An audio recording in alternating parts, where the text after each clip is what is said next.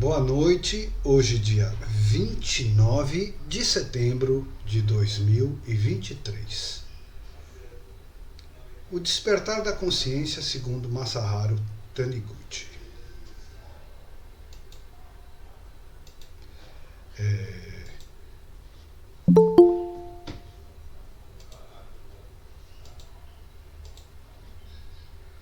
Um curso com Giancarlo, que sou eu. E vocês já sabem disso. Então, esta é uma nova experiência, principalmente para todos que estão aqui. Vamos ver quem chega ou se depois vê o vídeo, mas para quem está aqui, pode dizer assim, não é uma experiência nova, porque é a segunda edição, mas acontece que as águas do rio nunca são as mesmas. Então, é uma experiência nova, tá? Então, eu vou falar dirigido a novos alunos, né? Offline ou não, de qualquer maneira, a gente começa do começo. Então, vamos lá. Primeira coisa que eu vou dizer, então, olha, o despertar da consciência segundo Masaharu Taniguchi. Masaharu Taniguchi é um grande e bom instrutor. Prefiro não falar mestre, né? Mestre é Jesus Cristo, mas um bom instrutor espiritual. Ele é fundador de uma religião, a Seichonoye. Mas aqui não é minha intenção focalizar os diversos aspectos, né, de uma religião constituída. Me interessa o assunto central do despertar da consciência. Por quê?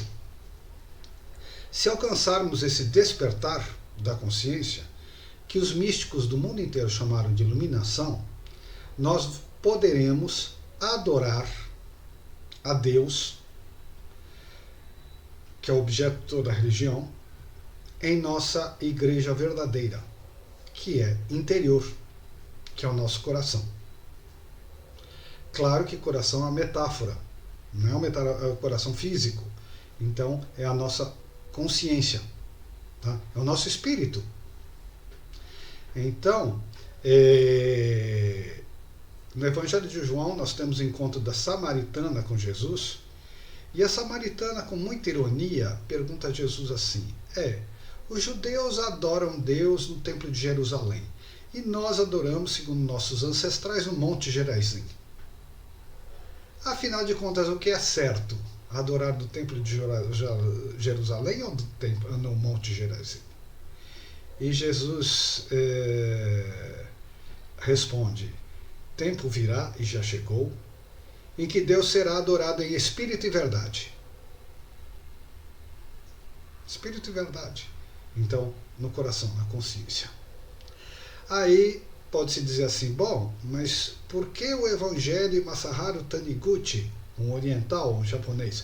Porque ele é um erudito e conhece profundamente as Escrituras, particularmente o Novo Testamento, que ele cita muito.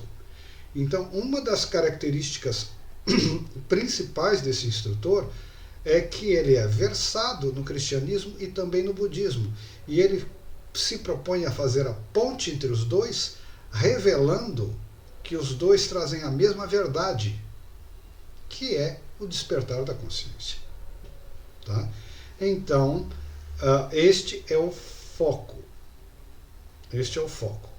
Então, podemos adorar a Deus em espírito e verdade. Adorar e contemplar Deus. Então, o que é o termo contemplação? Contemplação. O que é contemplação? Vamos partir para uma outra palavra, e eu volto à contemplação. A vida mística, os místicos de todos os tempos disseram que a gente adora Deus em espírito e verdade no nosso coração, na nossa consciência. E a vida mística, o misticismo, o que é o misticismo? O que é ser místico? Então, a experiência mística é a experiência direta com Deus, não racional, extra-racional. Então, uma ligação direta com Deus, com a fonte de sabedoria. Então é um conhecimento. Mas não é um conhecimento racional. Não é um conhecimento humano, da mente humana. Então é o conhecimento que se processa por intuição. O que é intuição? Ligação direta, né, com a fonte do conhecimento, que é Deus. Como essa ligação direta se eu não penso? Todo conhecimento humano é pensado, é racional. Ele é muito mais sentido e vivido. Então, a vida mística, a palavra misticismo, tem a mesma raiz que mistério. Então, são os mistérios de Deus. Então, eles são vividos. Então, a vida mística é muito mais uma experiência do que uma análise racional. Ora, acontece que os cristãos antigos, passaram a chamar a vida mística de contemplação. Então, contemplar é a vida mística. Né? É a intuição, é o contato com Deus num primeiro momento, porque na verdade nós vamos ver que as Escrituras trazem que eu e o Pai somos um. Há primeiro uma comunhão e depois o entendimento, a iluminação de que somos uma unidade. Eu e o Pai somos um. Né? Esse é o estado desperto. E a gente vai chegando, primeiro reconhecendo uma presença, depois uma comunhão e vai assim por diante. Então, esse é o objetivo do Taniguchi. Qual é o meio para chegar a isso? Meditação. Meditação. Mas meditação, mais uma vez, assim como nós já vimos nos livros do Goldsmith, para o Taniguchi também a meditação é a experiência da contemplação, da vida mística. Então, não é preciso muito rigor nisso. Tá? Muita gente não consegue meditar por muito tempo, eu mesmo. E não é isso. Então, o Goldsmith propõe que a gente faça meditações de 3 minutos. E em alguns textos ele diz, olha, se for menos, se for 1 minuto, até melhor, ele diz. Ele não diz que é impossível meditar 30 minutos. Ele diz que se você não estiver angustiado e conseguir fazer uma entrega devocional e sentir e viver Deus, né, por 30 segundos que seja, está ótimo. Só que aí ele propõe que seja muitas vezes por dia.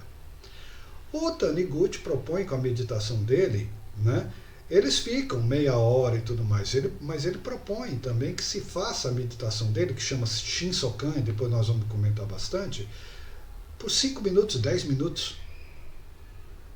Tá? Então, é um contato mais amigável. Esses autores têm uma abordagem mais amigável.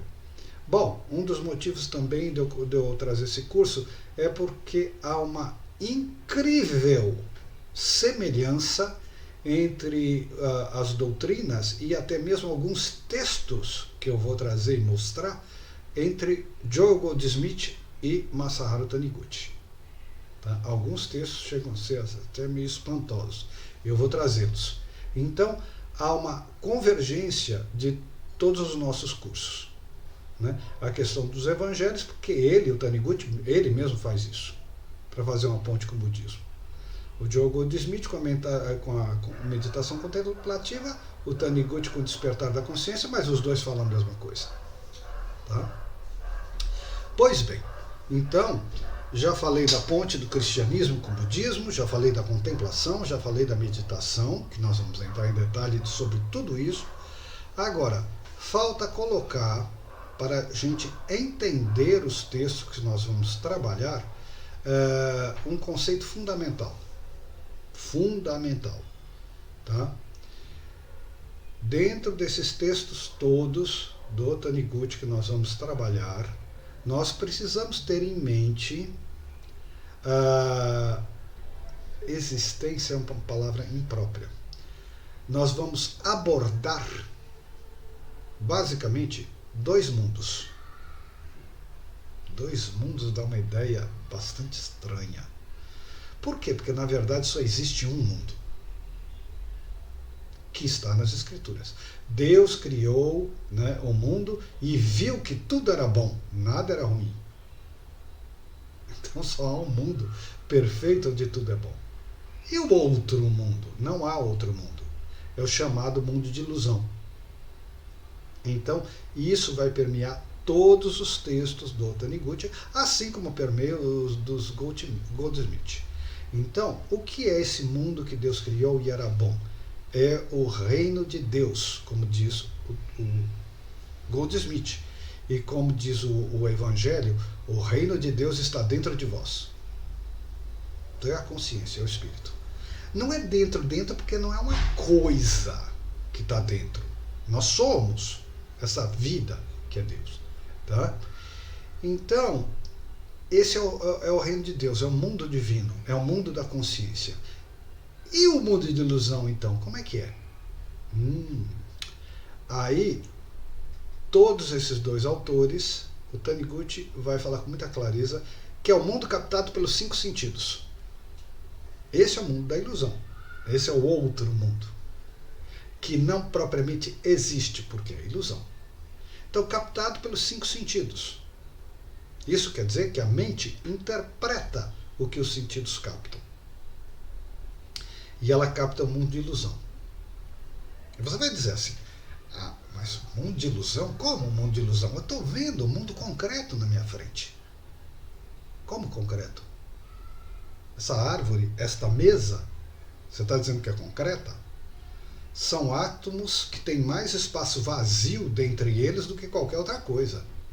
E, no entanto, a nossa mente, que não sabe nem se é matéria ou se é energia, interpreta como um objeto sólido.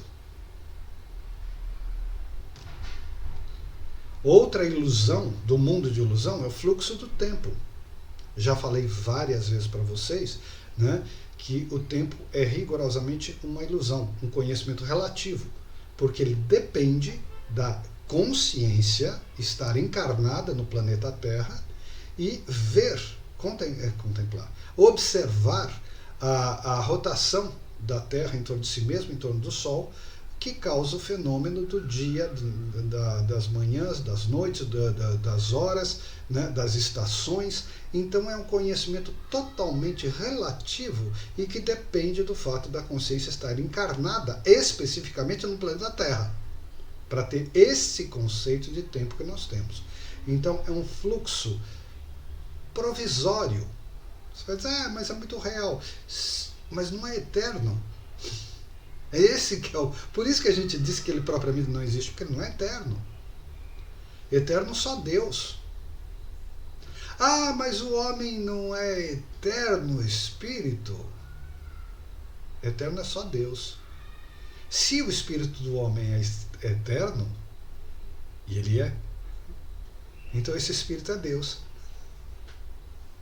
Então Deus se manifesta como nós. Então, o mundo das ilusões é o mundo dos fenômenos captado pelos 5 sentidos. E a mente capta, interpreta aquilo tudo. Tá? Essa interpretação, o Taniguchi vai chamar de mundo dos fenômenos. Fenômenos. Mundo fenomênico.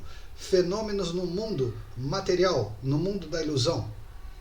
Então, a primeira manifestação fenomênica é o meu corpo físico. E o Goldsmith vai chamar de efeitos.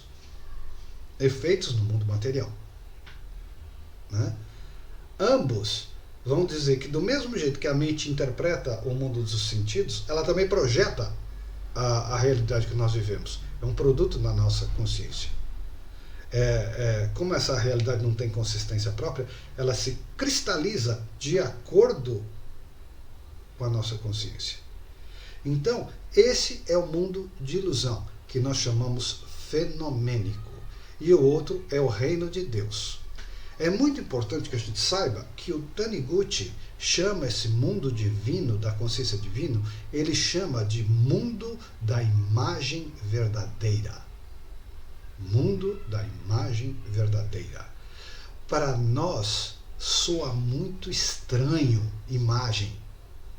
E tem umas dissidências da igreja dele que realmente dizem que isso não foi bem traduzido do japonês. Mas eu não vou entrar nessas minúcias. Isso é uma discussão lá deles. O sentido de mundo da imagem verdadeira, é mundo do ser verdadeiro. É o mundo da consciência, uma só consciência, que não é processada pelos 5 sentidos, que não pode ser conhecida e raciocinada pela mente humana. Tá? Então, esse é o mundo da imagem verdadeira. Então, ele sempre vai falar do mundo da imagem verdadeira, se referindo ao estado de iluminação, e sempre vai contrapor com o mundo da ilusão e dizer que ele propriamente não existe. Dizer que não existe também é um pouco estranho, porque a nossa linguagem, propriamente, ela é limitada. Então, mas eu vivo uma realidade, a lei do karma, ela não existe. Como não existe? Eu estou vivendo, as pessoas sofrem. É um mundo de ilusão, é um mundo de sonho.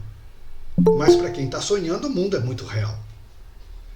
Então as pessoas passam por situações de sofrimento.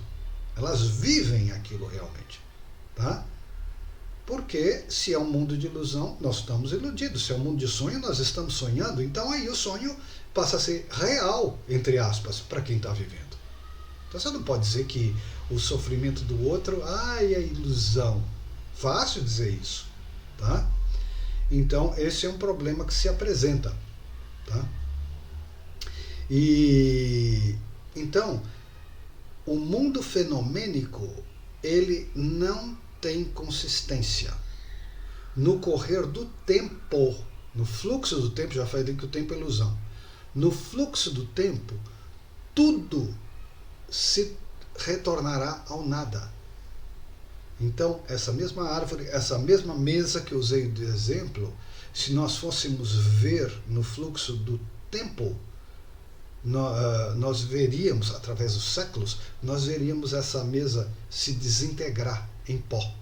Esse prédio, tudo, se desintegrando em pó. Então, a característica do mundo fenomênico é a impermanência, um termo que vem do budismo. Só o termo, porque o fenômeno é bem conhecido, mas o termo é muito claro, impermanência. Então há de haver algo permanente, Deus, eterno. E Deus é eterno no agora. Outro conceito muito importante no Goldsmith, no Tolle e no Taniguchi. O agora. Então o agora, como eu disse ontem, não é o agora do relógio. Mas o agora do relógio é a porta para a gente entrar no agora, que é um agora fora do tempo. Como eu já expliquei que o tempo é ilusão, não é tão difícil a gente imaginar um agora eterno, pleno, fora do tempo, fora dessa ilusão que eu expliquei. Esse é o agora. Então eu sempre dou o exemplo. O fluxo do tempo é que nem as nuvens passando, passado, presente e futuro. As nuvens, os fenômenos acontecendo, tempestades, raios, calmarias e tudo mais. Mas a consciência, o agora, é o céu por trás das nuvens, eterno e silencioso. Essa é a diferença. Então esses são os conceitos básicos para a gente poder entender a doutrina. Não é nem filosofia, é a doutrina do Taniguchi. Tá? Ele mesmo vai explicar todos esses itens que eu só estou introduzindo. Ele vai explicar profundamente. Essa é a intenção do curso. Então eu dei as ferramentas básicas só para o ponto de partida, tá? Para a gente entender. Então nunca se esqueçam, mundo fenomênico é um mundo de ilusão que segue o portal do tempo, o fluxo do tempo, passado, presente e futuro. Vai se transformando. Né? O que é presente sempre vai se transformando em passado, tudo vai se transformando. Isso é o mundo fenomênico. E o mundo da imagem verdadeira é então o reino de Deus. Então na meditação dele, que chama meditação Shinsokan, que nós vamos estudar depois, mais tarde, ele inicia dizendo assim: neste momento, fecha os olhos, deixa o mundo dos 5 sentidos. Fecha os olhos justamente para você cortar um pouco o fluxo dos estímulos dos 5 sentidos. Neste momento, deixo o mundo dos 5 sentidos e entro no mundo da imagem verdadeira. Lindo, lindo. Tá? Então, isso só para a gente ter uma ideia de como é a abordagem dele. Tá? O Goldsmith prega mais a meditação. Primeiro você pensa e contempla alguma passagem da Bíblia e se entrega ao silêncio. O Taniguchi, usa essas palavras, mas há pausas, entendeu? Para você entrar no silêncio. Tá? Marcelo quer falar. Pode falar, Marcelo.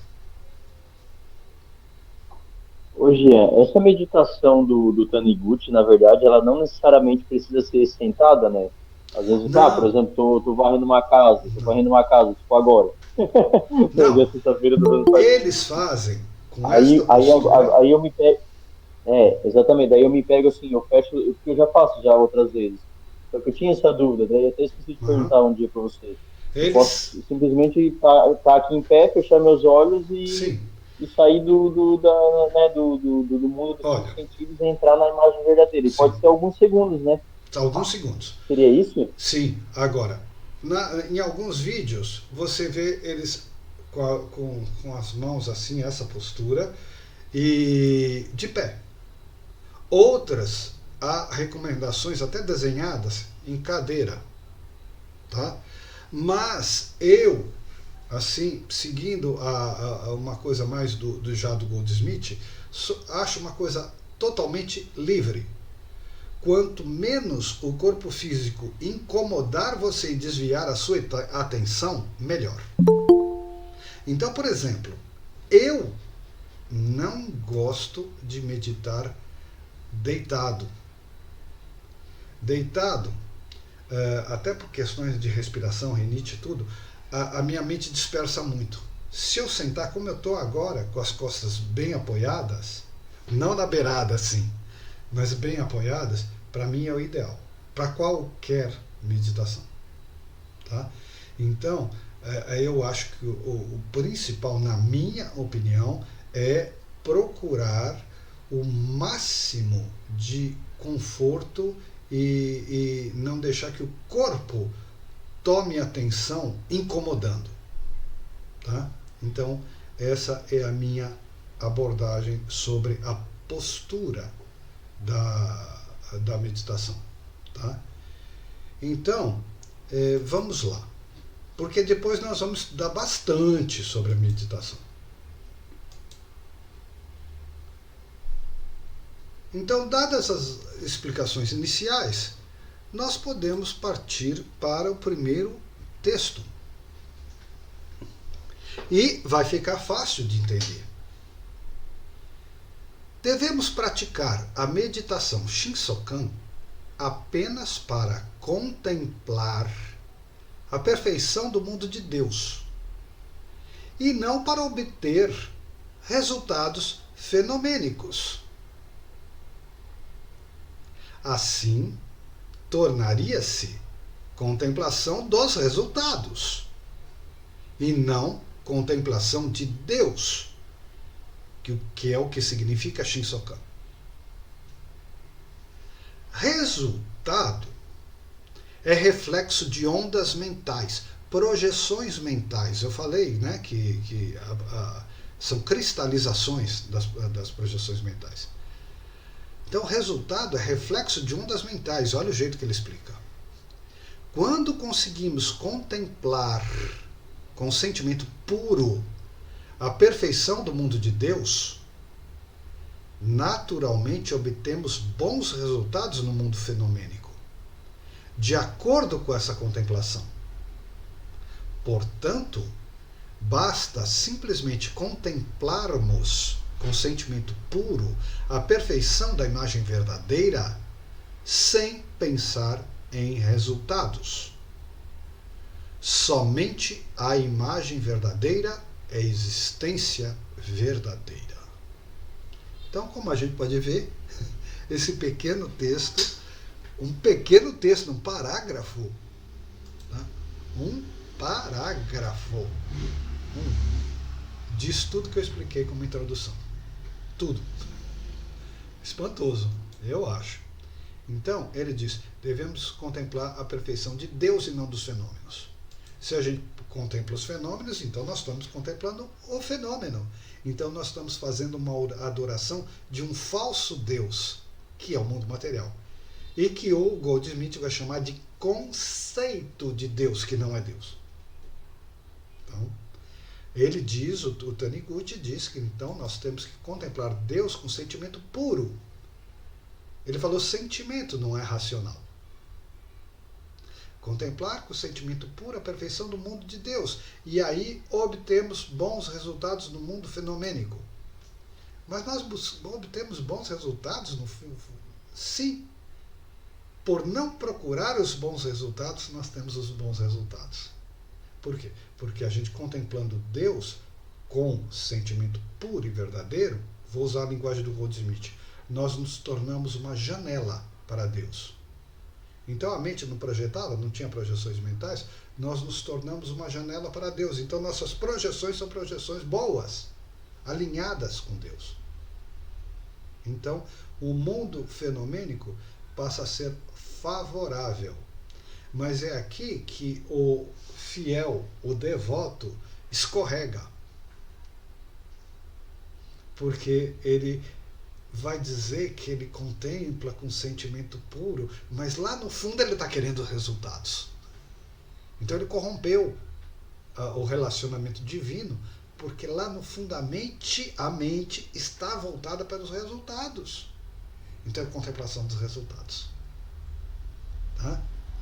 Então o grande perigo do discurso do Taniguchi não é o discurso dele, é a nossa interpretação. É a gente achar que nós estamos entrando na contemplação pura do Espírito e, na verdade, o ego é que está torcendo tudo. E, no fundo, ele continua querendo resultados. Quando, neste texto, ele deixou claríssimo, né, que você só vai ter realmente bons resultados se você entrar no mundo da imagem verdadeira, de verdade. De verdade. E ele diz também, com toda clareza, que entrando de verdade no mundo da perfeição da imagem verdadeira, você entra sem pensar em resultados. É ele que está dizendo isso. Então, se você entra no mundo da imagem verdadeira, no nível da iluminação, da contemplação de Deus, você nem se lembra do seu eu, egoísmo. Você nem se lembra do mundo das manifestações. Você está no estado de plena bem-aventurança, que eu sempre digo que não são as respostas que vêm, são as dúvidas que desaparecem.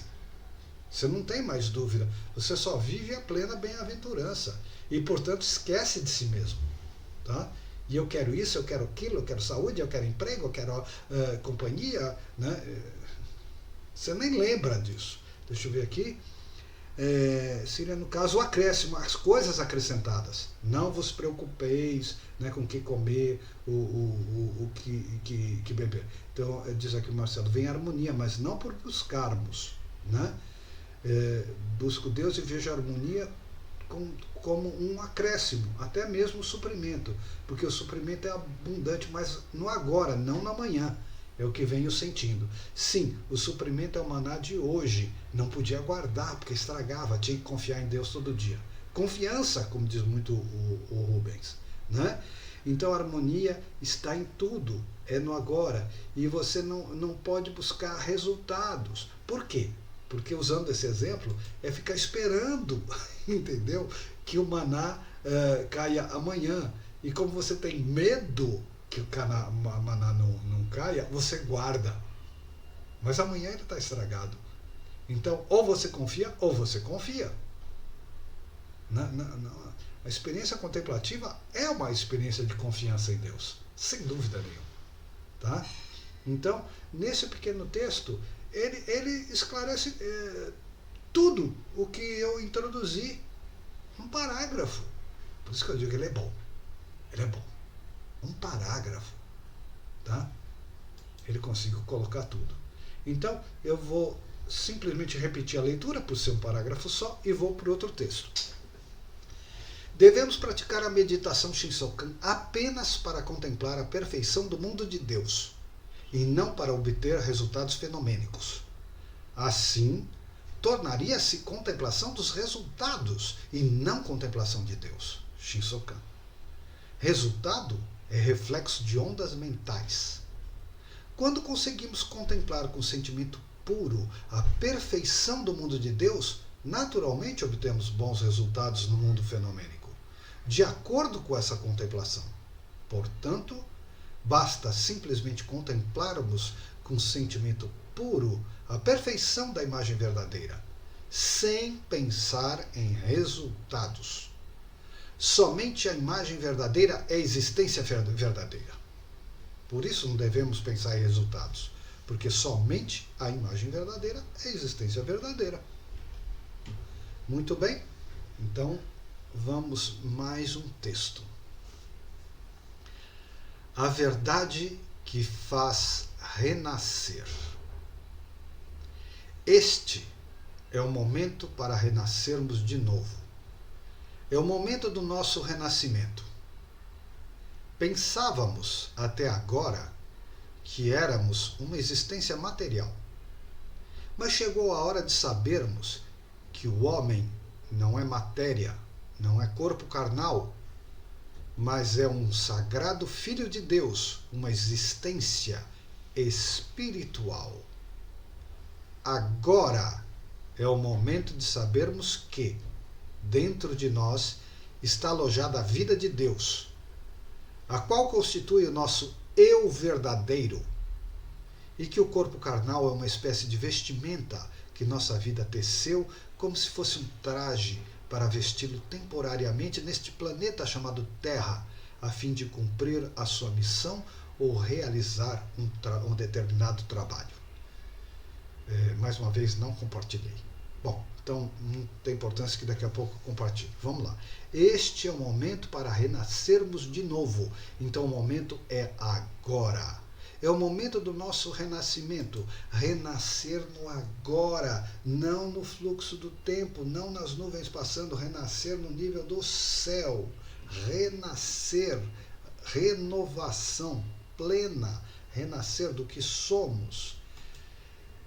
Pensávamos até agora que éramos existência material, estávamos identificados, termo do Tony, com o corpo físico. E, portanto, nós só enxergamos a realidade através dos 5 sentidos e achamos que essa é tudo que existe, é a realidade que existe para nós. E Deus está dizendo, há algo mais.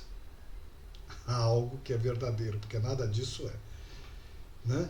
Então, o homem comum nem percebe que há algo mais. Ele está preso nessa realidade dos 5 sentidos e, portanto, se identifica com o corpo.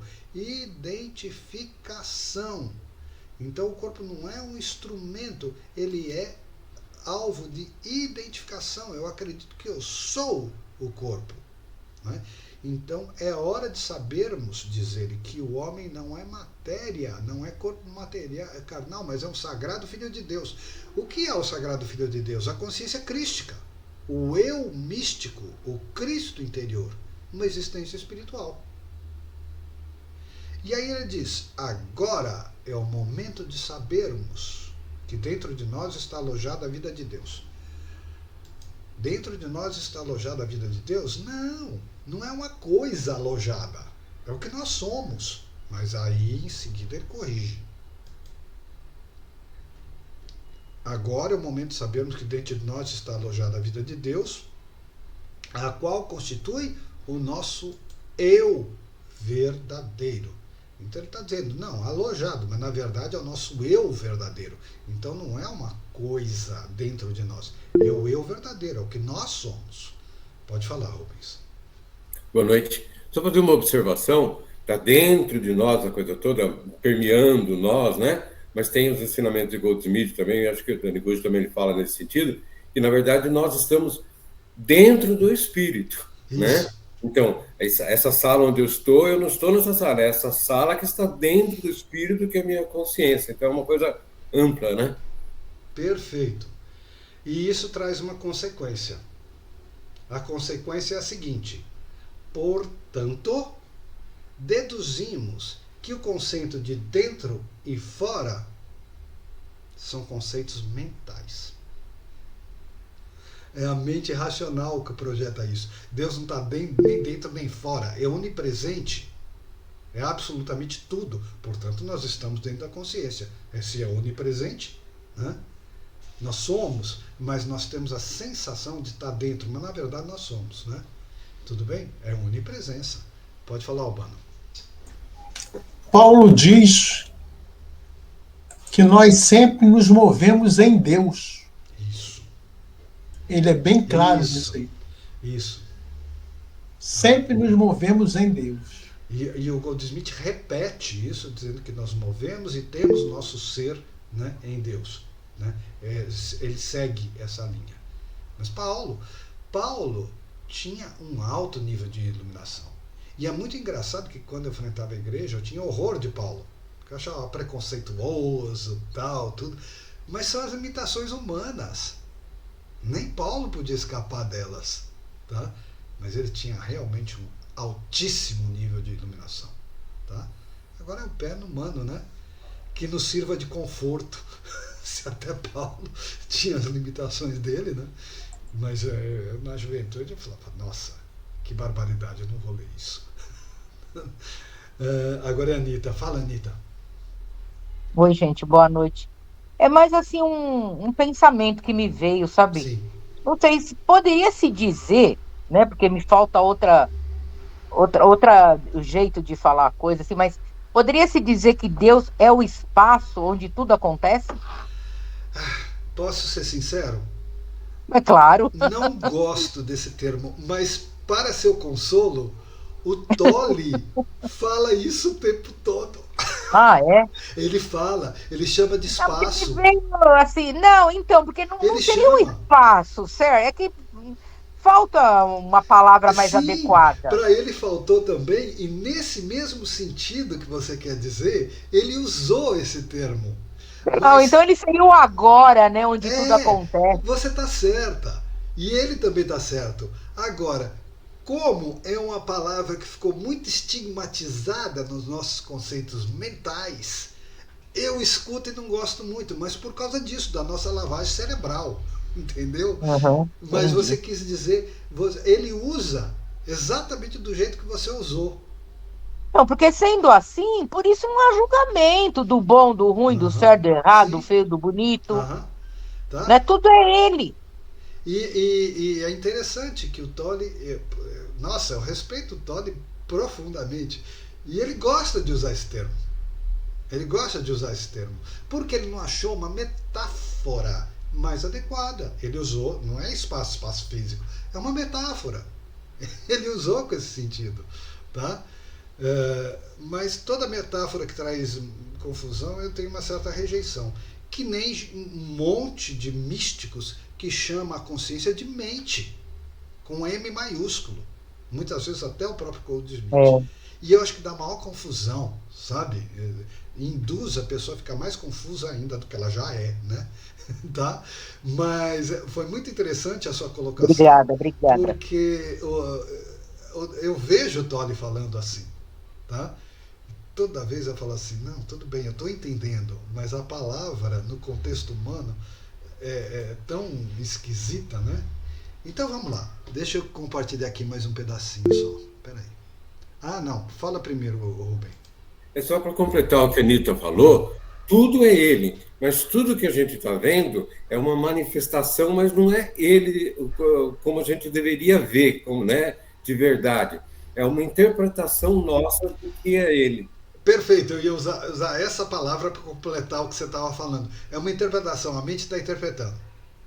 Tudo bem que a mente é um instrumento do espírito, mas ela está interpretando de uma forma limitada, através dos 5 sentidos. Mesmo Ô, que seja Giancarlo, abstrato, pensamentos e tudo mais, mas está filtrando. Tá, pode falar. você sabe que eu estava conversando com uma pessoa hoje também que estuda, Joel e outros aí, e ela me falou uma coisa que eu parei meio para pensar. Ela falou, Anitta, você já parou para pensar que o ego também é um instrumento para se perceber a dualidade? Sem dúvida. Por isso que eu não gosto do discurso místico de matar o ego. Se você matar o ego, como é que você vai se relacionar com as pessoas? Uhum. Aí eu prefiro aquelas linhas místicas que dizem assim: o ego é um péssimo tirano, mas é um excelente servo. Tem muitas linhas místicas que falam isso. Ele tem que estar a serviço, ele não tem que estar mandando. Só que ele quer mandar. Ele é Lúcifer, né? E quando ele está no trono, ele não quer sair. Ele não quer sair. Ele não quer ser derrubado do trono. Mas se ele for um serviçal, ele é um serviçal muito bom. Né? Então não poderia haver nem essa função de comunicação aqui, se não tivesse ego. Tá? Então também esse discurso não pode ser radicalizado, que nem assim, vamos matar o ego. Não quero matar nada. Tá? Não quero matar nada. Agora, o trono a quem lhe é de direito. Esse é o ponto. O trono a quem é de direito. Quem é que manda na coisa toda? Tá? Esse que é o problema. Mas o ego quer mandar. Aí é o que nós estudamos nas tentações ontem. Né? O ego quer dizer, eu reinarei. Não, você não vai reinar nada. Só Deus reina. Aí tudo bem. Então tá bom. Aí fica bom. Tá? Porque nós temos que atravessar, como disse o Taniguchi agora, o roubo é uma vestimenta para atravessar a nossa missão nesse planeta Terra. Mas esse planeta é uma escola. É uma escola para o desenvolvimento da consciência. Quer dizer, na verdade, então, nós comemos aquela maçã envenenada lá do Éden, de Adão e Eva, mas tinha um plano de Deus por trás, para desenvolver a consciência. Né? É algo que eu suponho, porque a gente não pode compreender, é grande demais para a gente compreender. Né? Mas a vida é uma escola, a maçã é uma escola, então a gente vai desenvolvendo a consciência. E nós precisamos desse instrumento. Então, por exemplo, o Goldsmith fala com toda clareza que a mente é um instrumento para o espírito. Mas eu, seguindo o Ramana Maharishi e outros, eu identifico a mente humana com o ego. E o Tori fala de identificação, que é exatamente esse que é o problema. Né? Sim, mas está identificado, é isso daí mesmo. Né? Então tem que ser instrumento. Tem que ser instrumento. Se eu vou matar a mente, eu vou parar a mente, eu vou destruir a mente, a gente não conseguiria estar estudando aqui. Que é o estágio que a gente consegue agora, nesse momento. Então eu sempre falo, a mente leva a gente até o portão de Deus. Ela não entra, porque Deus não é racional, mas ela leva a gente até o portão. Senão a gente não conseguia nem estar aqui. A gente não estava nem conversando. Tá? Rubens? Só para complicar um pouquinho mais, é que vai chegar um momento que a gente vai ver que a mente é a própria consciência. A gente tem que ter essa diferenciação agora, porque senão seria impossível para a gente, né? Na verdade é. Na verdade é, porque não existe outra coisa. Né? Mas para o homem comum, se ele achar que a mente é Deus, aí é que se perdeu de vez. Porque ele vai dizer, eu sou Deus. Que nem essas linhas de autoajuda. Eu sou Deus, eu mereço, tudo que é meu me vem. No fundo é até verdade, mas quem está falando isso é o ego. E o ego não é nada. Esse é o problema também de muitas das meditações da Seicho Noe. Eu estou alinhado com Deus e, portanto, estou manifestando a perfeição. Mas, não que o discurso seja errado, mas muitas vezes o ego está falsificando esse discurso. São só palavras. E o ego, que é o que ele deseja. Desejo, o motivo de perdição para o budismo. Então, o desejo está presente, disfarçado, travestido de espiritualidade, de consciência. Estou alinhado com o mundo da imagem verdadeira. Tá? Foi isso que o fundador original pregou? Não. Isso são as pessoas interpretando. Né? Ele deve estar falando assim, não ponha palavras na minha boca. Que eu nunca disse isso. Tá bom? Marcelo quer falar também. Pode falar. Alô?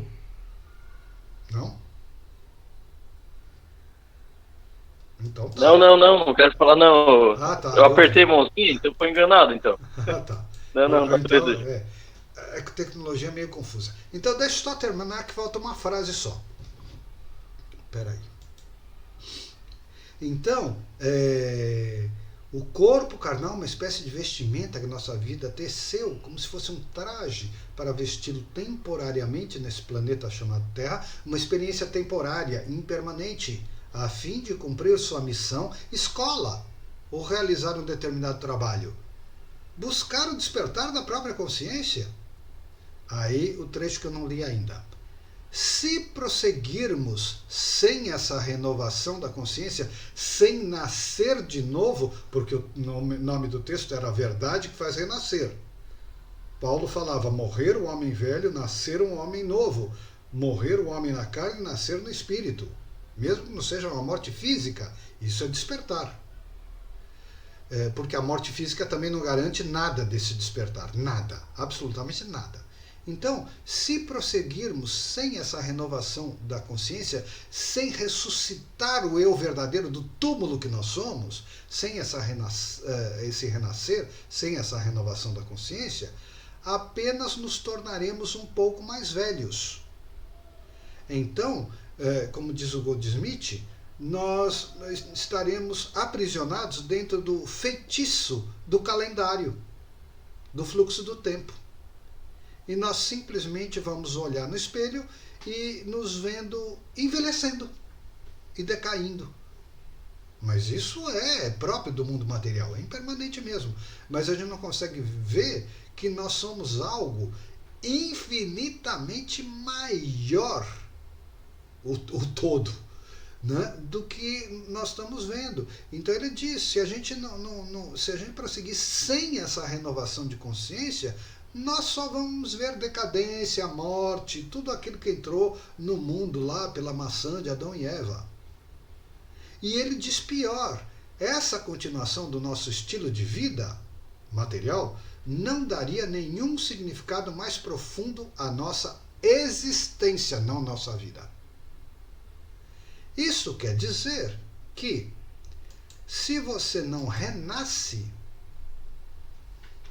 mesmo que você morra fisicamente, você continua no mesmo estado de consciência. Não muda nada.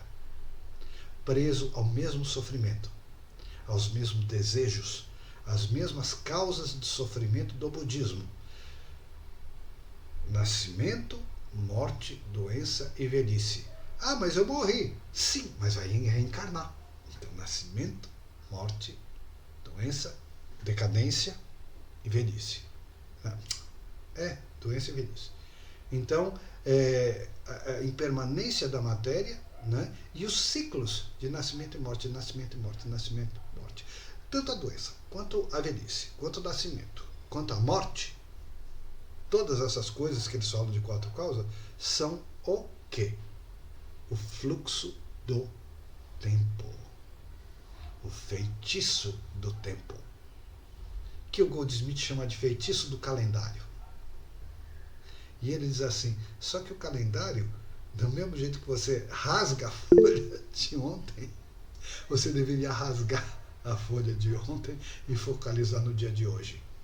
Que ainda que o dia de hoje, o agora do relógio, ainda seja fluxo de tempo, ele é a porta para o agora fora do tempo, o agora eterno, que é Deus. Agora, Marcelo clicou a mãozinha aqui. Vamos lá. Sim, agora eu cliquei. Ô, Jean, olha só. Não sei se você já estudou, vocês já viram sobre o livro tibetano dos mortos, o Bardo Thodol. Eu conheço muito de ouvir falar, mas não li. Então. Eu estava pensando assim, que no caso, isso de mesmo, depois do desencarne, por exemplo, a pessoa vai continuar com os mesmos vícios, etc e tal, não seria para as pessoas assim que não têm tanto essa expansão de consciência, ou não estão num estudo assim, porque pelo que eu já estudei pelo livro tibetano dos mortos, no desencarne a gente tem uma oportunidade de expandir ainda mais nossa consciência. Falhou o microfone, não estou ouvindo nada. Liga de novo. que estava interessante. Eu estava interessadíssimo. É porque eu troquei de microfone. Pronto, já. Acho que esse aqui funcionou. É, diga. funcionou. Ah, me perdoa. Então, Deixa eu tentar voltar para a linha de raciocínio. Porque, segundo eu já vi no Bar do Podol, as pessoas que já têm um certo tipo de grau de conhecimento, de esforço mesmo, de estudo nessa atual vida, no caso, no desencarne, teria a oportunidade de ter uma expansão ainda maior de consciência. Eu não sei explicar direito, mas é para ir para essa luz, que seria Deus, e no caso não retornar a reencarnar. É bem interessante mesmo, sabe? É algo assim do tipo. sim. Não sei se deu para entender Pelo direito. que você está falando e pelos comentários que eu li sobre o Bar do Todol, é a mesma doutrina, a mesma coisa. Tá? Isso, exatamente. Pelos comentários que eu li do Bar do Todol, eles dizem que a alma do morto, muitas vezes, ela sai e contempla luzes maravilhosas, que para ele é um progresso, mas diz que se ele prender a sua atenção aí, ele estaciona, que ele deveria ir pro sem forma, né? Sem Isso, fenômeno. porque pelo que eu ainda estudei, é um fenômeno visual, espiritual, mas ainda é. Você descreve como visão, então não é 5 sentidos, tá? sim, porque pelo que eu estudei, muitas pessoas elas dizem, né, que elas correm dessa luz, é uma luz tão intensa ou algo do tipo assim, e elas estão tão apegadas à matéria que aí no caso elas já voltam a reencarnar. É o que muitos budistas falam no livro tibetano dos mortos. Eles tocam muito nesse assunto, né? E as Sim, é bem experiências de complexo. quase morte. É isso, exatamente. Tem umas pessoas que sentem um amor profundo e tem umas que até dizem que esquecem que tem até filho, essas coisas, e querem ficar nesse amor infinito. Não querem Mas por voltar. outro lado, também Relatos dizem que se abre um túnel de luz, elas se assustam e pronto. Cortam a onda e, portanto, a se apegam à experiência, matéria né? e reencarnam. Isso, exatamente, esse é o ponto, tem isso mesmo. Então, como a gente não morreu, a gente ainda não pode falar com clareza. Claro que já morremos muitas vezes, mas a gente atravessa o rio do esquecimento, então a gente não pode falar com clareza. Mas há inúmeros testemunhos e doutrinas do mundo inteiro falando a mesma coisa. Tá? Então, sim, mas é um debate bem interessante esse. O livro dos mortos dos tibetanos bate em cima com o budismo. Tá? Até porque tem uma vertente importante do budismo, que é o budismo tibetano. Que não é lá o mais simpático para mim, né? Eu tenho um certo ranço com o Tibete que deve ser de outras vidas. Mas isso é uma outra história. Tá? Isso é uma outra história. Agora a gente vê que a doutrina é a mesma. Tá? É a mesma. Está se falando a mesma doutrina e as nossas relatos de experiência de quase morte confirmam. E eu acredito nesses relatos de experiência de quase morte. Eliseu, tu pode falar. Boa noite, gente. Para quem quiser, ou para quem não tem tempo de ler o livro, quem explana muito bem é a professora Lúcia Helena Galvão, sim, do canal Nova Acrópole. Eu assisti a aula dela sobre esse livro há 2 anos atrás. Sobre o excelente. O detalhe desse livro. Se você tirar o mortos e colocar livro tibetano dos vivos, é a mesma coisa. É o que eu falo, é estado de consciência, não mudou nada. Então, ele serve para os vivos e também serve para os mortos. Então, é o que eu falei do texto aqui, o Taniguchi fala, renascer. Mas se Eliseu, morrer... perfeito, essa palestra é muito, muito, muito linda mesmo. Jean, desculpa, eu também assisti essa palestra, assisti umas 5 vezes. É muito, muito top, muito top. Muito, muito boa essa palestra. Então, é o que eu falei. O Taniguchi está falando de renascer, mas se você não renascer, ressuscitar o eu verdadeiro do túmulo que nós somos, você vai morrer fisicamente e continuar com a mesma consciência. A mesmíssima consciência. Não muda nada. Aí voltamos aos centros espíritas. A experiência de doutrinação do centro espírita é uma coisa assim muito curiosa e gratificante. Fulano me matou. E eu já contei para vocês, eu virei para ele e perguntei, mas você não está conversando comigo? E ele ficou todo desconcertado. Eu morri! Mas como tá morto? Você não está conversando comigo? E ele desconcertado, porque eu queria chamar a atenção, né, que a vida não era o corpo. Como é que você está conversando comigo? Ele ficou desconcertado. Aí eu falei, não é a hora de você ter uma vida melhor? Não é uma hora de você escolher um caminho melhor? Aí, né? Então essa é a mensagem. Tudo bem? Então, bom, são 20h27. Eu vou mandar a gravação das pessoas que me pediram o link e não apareceram. Não importa.